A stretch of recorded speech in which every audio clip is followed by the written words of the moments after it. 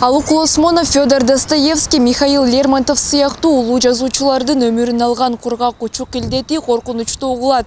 Буга чейин аталган илдетти жуктуруп алгандар өмүрү менен кош айтышса, бүгүнкү күндө медицина буга жол бербей келет. Антсе дагы бүгүнкү күнгө чейин аталган илдетти жуктуруп алгандар коомчулуктан четтелип, басмырлоо жана кодулоого душар болуп келет.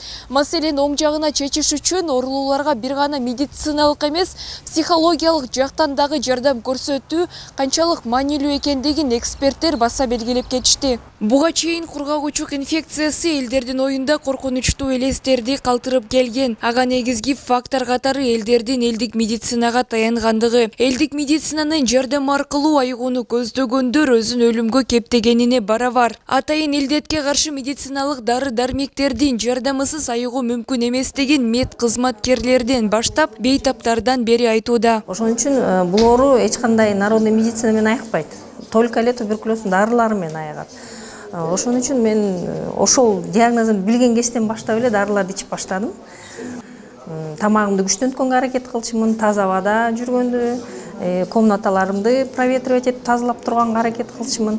Мен менен чогуу иштегендер, менин кошуналарым деле балдарымды ойнотпой, ал үйгө барба, бир туугандары той топур болуп калса аларды аны чакырба, ал ушундай оору менен ооруйт экен деген болгон.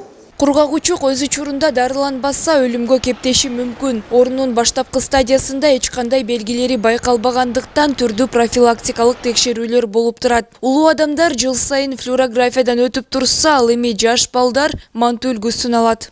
Ошол айрыкча ошо кургак учук менен ооруган бейтаптар келгенде биздин бейтаптар өтө жылуу, жумшак мамиле кылышат. Ошол эле учурда жанагы бир гана дары-дармек менен берип чектелбесен, ошол эле бейтаптын ошол кандай жүрүм туруму кандай болуш керек, кандай жанагында физикалык кандай нагрузкалар болуш керек, дары-дармектерди кайсы учурда ичиш керек, ошого окшогон бүт маалыматтарды толук беришет.